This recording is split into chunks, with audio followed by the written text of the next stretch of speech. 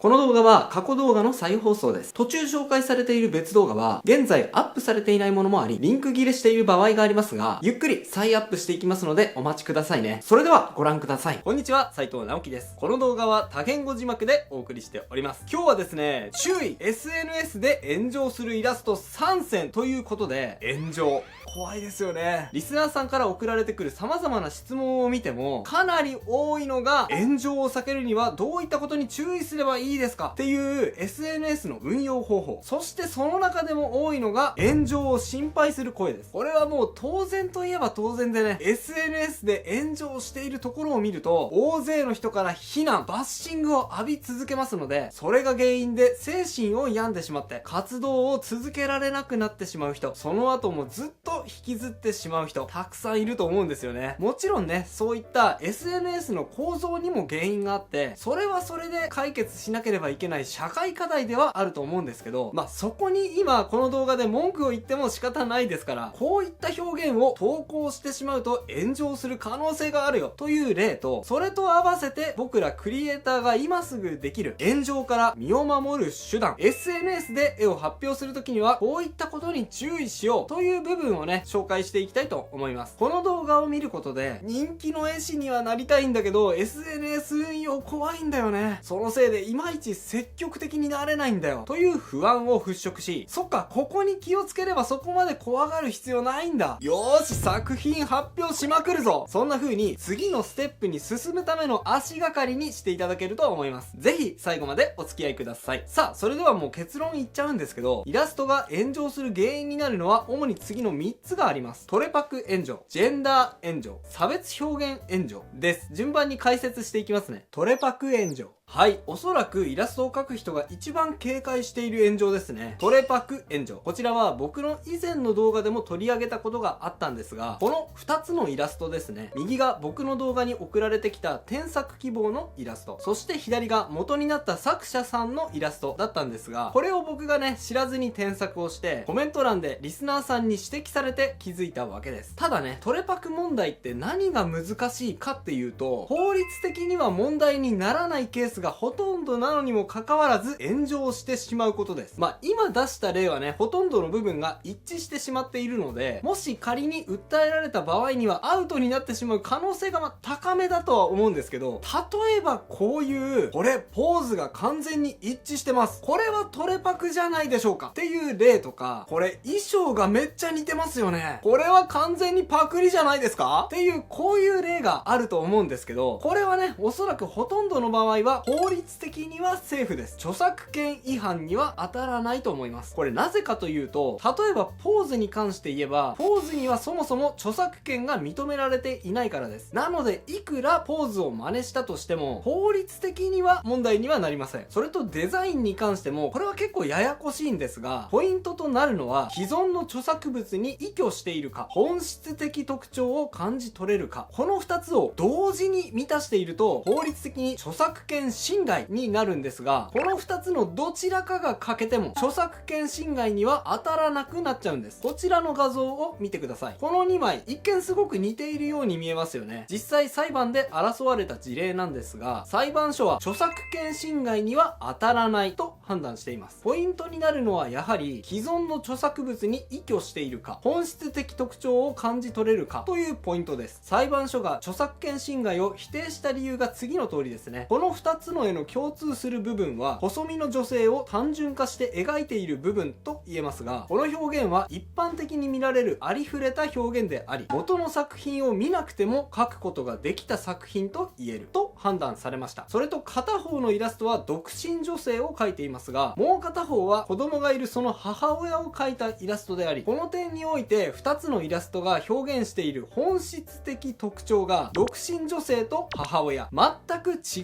うものである。そのため法律上著作権侵害には当たらないと判断されました。この例から見ても、法律的に見ると、著作権侵害に当たる事例はかなり少ないように見えるんですが、ただ、炎上という観点から見ると、ちょっと事情は変わってくるんですね。なぜかというと、トレパク炎上というのは、法律的観点よりはむしろ、感情的問題で起きるケースがほとんどだからです。いくら法律的に問題にならないといえど、いや、だからこそ、真似された側や、真似された側のファンの人は、真似した側に対して何らかの罰を与えたいと思ってしまいます。そこで、こういった画像を作って、怒りの感情を集めようとし、それが炎上として燃え広がってしまうわけです。意識的に変更するポイントを作る。ではどういった対策をすればいいのかという話なんですけど、パクリになる危険性があるから資料を全く見ないことではありません。僕はね、以前から絵を描く時には資料をよく見ることが大事だよと言っていますし、他の人のイラストを参考にすることは悪いことではありません。ただ、こういった問題を防ぐために意識したいことが2つあります。1つは複数の資料を参考にすること。1つだけの画像を参考にすると、それをそっくりそのまま真似してしまうことが多々ありますので、そうなると似ている度合いが大きくなってしまいます。なのでこんな風に複数の資料を用意して、それを複合的に参考にするのが良いでしょう。もう一つはオリジナル要素を少なくとも一つは入れることです。例えばこのイラストはピースサインが特徴的ですよね。ただこれをそのまま描いてしまうと絵面が似すぎてしまうかもしれません。この場合にはこの一番の特徴であるピースサインを変えてしまうことです。例えばこんな風にピースの角度を変えてみたり、あるいは2本指ではなくて1本指にしてしまったり、オリジナル要素は色々と盛り込みようがあると思います。元のままではなく、少なくとも1箇所は意識的にオリジナル要素を盛り込むようにしてみたらいいと思います。そして何より元にした作品がある場合には、あえてそうとわかるように表現することも有効です。一番わかりやすいのは、この作品が元になっていますと公言してしまったり、元の作品が有名な作品であれば、わざとその作品の特徴を残したオマージュ作品として発表することです。そうすることによって元になった作品の作者やファンにリスペクトの気持ちを示すことができ、炎上を避けることができます。トレパク炎上にはこういった法律的観点とは別に感情的観点での配慮が必要だと覚えておきましょう。ジェンダー炎上。次に注意したいのは、いわゆるジェンダー炎上と呼ばれるような炎上ですね。例えば、記憶に新しいのは、厚木タイツ炎上です。これは、ストッキングタイツメーカーの厚木が、タイツの日に合わせて、ラブタイツと銘打って、30人のイラストレーターに依頼し、タイツを着用した女性のイラストを制作し、ツイッターで PR したところ、そのイラストを見た人たちから、防寒やおしゃれのためのタイツなのに、性的な目で見られるのが怖い。このイラストで女性の購入意欲が湧くわけないとの指摘が寄せられ、炎上に発展した例です。その他にも東京メトロのキャラクター駅野みちかの例があります。これは東京メトロのイメージキャラクター駅野みちかが、それまでのほのぼのしたデザインからキャラクターデザインを一新して、いわゆる萌えキャラに変更したタイミングで起きました。他の例を見る限り、萌えキャラに変更しただけでそこまで炎上に発展する例はないのですが、このイラストの場合、体をくねらせてセクシーな要素がより強調されていたり、頬の赤みが強すぎたりと、過度に性的なニュアンスが盛り込まれていたことに指摘が集中して炎上につながってしまった例のようです。ゾーニングを考える。さて、問題の本質の話なんですが、このケースの炎上を考えた時に何が問題なのかというと、これは以前、エロ絵ありなしのこの動画でも語った通り、ゾーニングの問題と言えると思います。こういった性的なニュアンスを含んだ萌え絵というのは、ある界隈の間では違和感なくすんなりと受け入れられる文化がある一方で、その界隈を飛び越えてしまうと、その表現に対して強い違和感を覚える人が多くいるということ。そしてそれを忘れてしまったり、考慮に入れずにこういった表現をしてしまうことで炎上に発展してしまうわけですね。タイツの日の例でも東京メトロの例でも、ゾーニングを飛び越えて一般の人たちが多く目にする空間や文脈において性的なニュアンスが強い表現を発表してしまったことによって炎上に発展してしまったと言えると思います。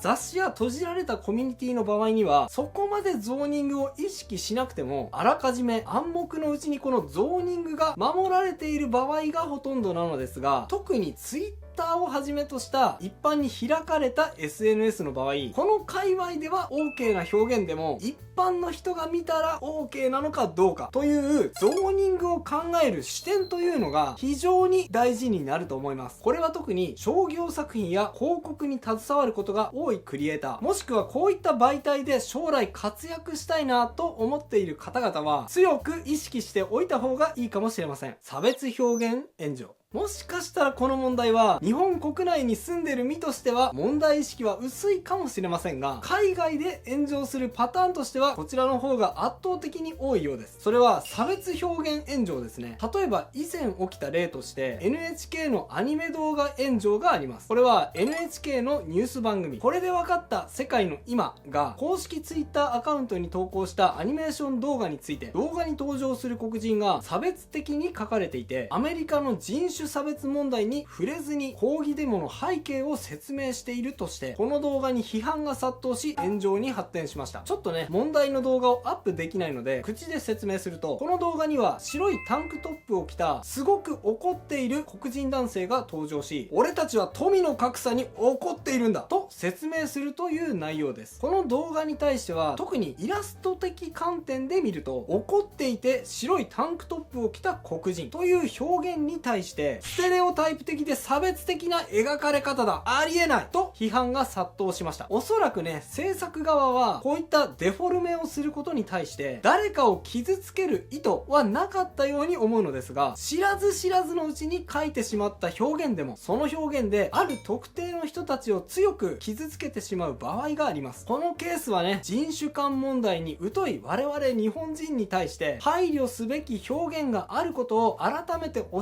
えてくれた一例と言えると思います。海外の基準を学ぶ。こういった問題ってね、特に日本に住んでいると、そして特にゲームや漫画、アニメのコンテンツにおいてはなおさら関係がないように思えることが多いかもしれませんが、そうとも言い切れません。特に今は全世界に向けてコンテンツを発信するケースが増えてきました。漫画やゲーム、アニメでも世界展開をする場合には考慮しなければいけないことがたくさんあります。例えば先ほど出た人種問題についてですが、その人種の問題をステレオタイプ的に強調してしまうことは問題につながりますが、人種の特徴を全く反映せずに肌の色だけで表現してしまうことも逆に問題になる場合があります。彫りの深さだったり、目や鼻の形、骨格の違いなど、その人種が持つ特徴についてはリスペクトを持ってきちっと反映する必要があります。それとアニメやゲームにおいては、特定の人種だけが設定上何の理由もなく特権階級に多い場合には、これも問題になるケースがあると思います。実際の制作現場でもこの問題に対して非常に慎重に検討を重ねられたケースを目撃したこともあります。それといわゆるオダルルーンと言われるような記号や、あとは特定の宗教を表す記号、例えば十字架とかもですね、日本向けのデザインについては多く見受けられますが、海外展開を念頭に置いた場合には絶対に避けるように専門部署から指導を受けたこともあります。同じ理由でハンドサインも注意すべきですね。ある地域では良い意味で使われるハンドサインも別の地域では罵倒の意味を表してしまうことがありますから、そういったハンドサインをイラストに含めないように気をつけなければいけません。でね、炎上について聞いているととても耳が痛くてね、疲れてしまいますよね。それと今言った例について一つ一つ注意していくと、すごくね、表現の幅が狭まってしまうように感じてしまう人もいると思います。ですが、より多くの人に感動を届けたい場合、その表現が誰かを傷つけてしまわないかということに配慮することはすごく重要なことだと思います。おそらくね、これを見てくださっている皆さんも、なぜ絵を描いているのか、物を作っているのかと言われたら、自分が作ったもので多くの人に喜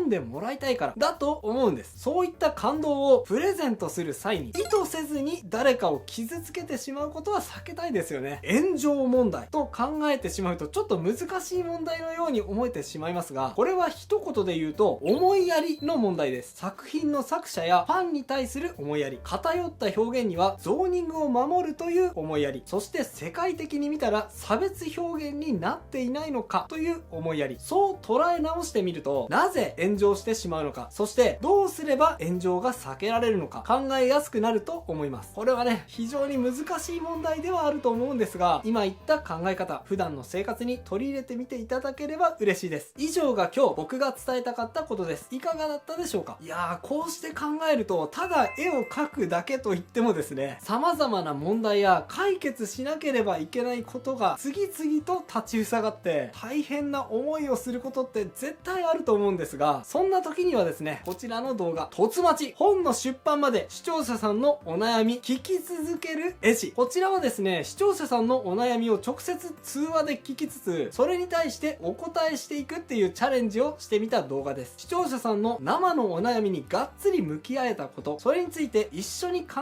えられたことで初めて見えてきたこともありましたし、それと途中でね、ビッグなゲストが2人乱入し、みんなでワイワイ話し合えたこともすごく楽しい回でした。興味がある方はこちらも合わせてチェックしてみてくださいね。それではまた次回の動画でお会いしましょう。バイバイ。ということで再放送をお届けしました。いかがだったでしょうか？新チャンネルのチャンネル登録と高評価もよろしくお願いします。